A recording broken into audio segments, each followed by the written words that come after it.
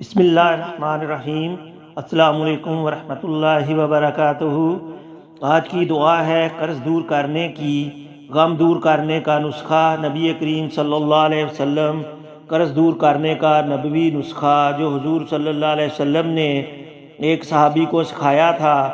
اب آپ سب سے پہلے حدیث سن لیجئے۔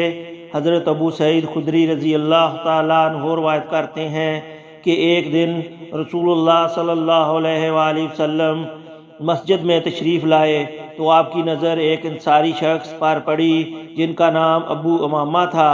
حضرت محمد صلی اللہ علیہ وسلم نے ارشاد فرمایا، درود شریف پڑھ لیجئے میرے ساتھ آپ بھی۔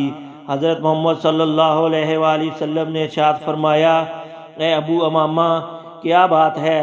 میں تمہیں نماز کے وقت کے علاوہ مسجد میں الگ تھلگ بیٹھا ہوا دیکھ رہا ہوں۔ حضرت ابو امامہ رضی اللہ تعالیٰ عنہ نے عرض کیا، یا رسول اللہ صلی اللہ علیہ وآلہ وسلم، مجھے غموں اور قرض نے گھیر رکھا ہے۔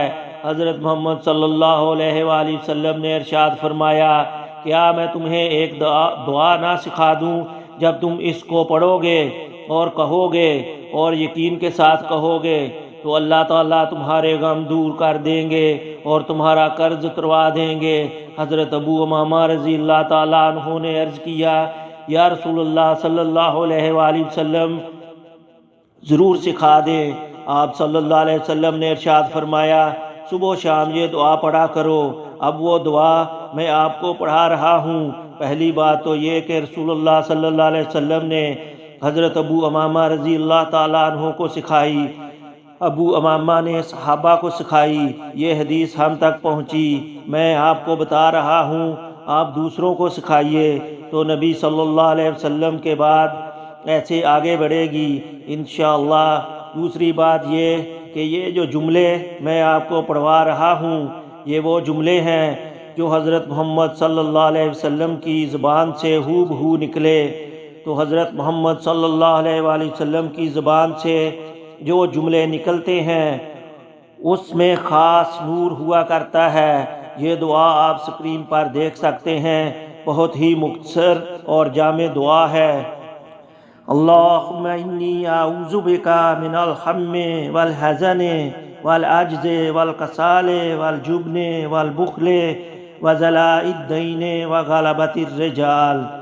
اس کا ترجمہ یہ ہے، اے اللہ، میں پناہ چاہتا ہوں تیرے ذریعے سے پریشانی اور غم سے، عاجز ہو جانے اور کاہلی سے، بزدلی اور بخل سے، قرض کے بوجھ اور لوگوں کے تسلط سے۔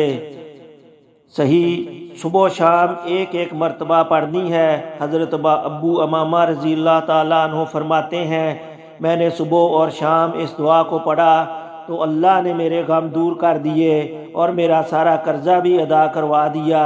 یہ حدیث ابو داؤد میں ہے، صحیح بخاری میں ہے۔ اللہ تعالیٰ سارے مسلمان مردوں اور عورتوں کے قرض کو خیر و عافیت سے دور فرمائے، آمین۔ اور اللہ تعالیٰ ہم سب کو یہ دعائیں صبح و شام پڑھنے کی توفیق عطا فرمائے۔ والسلام علیکم ورحمۃ اللہ وبرکاتہ۔ الحمدللہ رب العالمین۔